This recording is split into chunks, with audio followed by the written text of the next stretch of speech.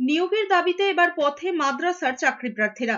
নিয়োগ চেয়ে বিকাশ ভবন অভিযান করতে গেলে বাধা দেয় পুলিশ। এরপরেই করুণাময়ীতে বিক্ষোভ দেখান মাদ্রাসার এসএলএসটি চাকরি প্রার্থীরা। বিক্ষোভকারী চাকরি প্রার্থীদের অভিযোগ, 3 বছর ধরে মাদ্রাসায় কোনো নিয়োগ হচ্ছে না। 2023-এর যারা পরীক্ষা দিয়েছিলেন তাদের এখনো পর্যন্ত নিয়োগ হয়নি। বিষয়টি নিয়ে বারবার রাজ্য এবং মাদ্রাসা দপ্তরকে জানানোর পরেও কোনো সুরাহা হয়নি, তাই বাধ্য হয়ে পথে নেমেছেন। অবিলম্বে চাকরি না হলে বৃহত্তর আন্দোলনের হুঁশিয়ারি দিয়েছেন চাকরি প্রার্থীরা।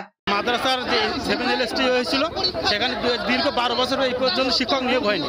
তারপরে 2023 সালে এর নিয়োগের জন্য দেয়, সেখানে আমরা পরীক্ষা দিয়ে পাস করে আছি। 2024-এ তার রেজাল্ট পর্যন্ত আজকে 25 সাল পড়ে গেল, এখনো নিয়োগ দেয়নি।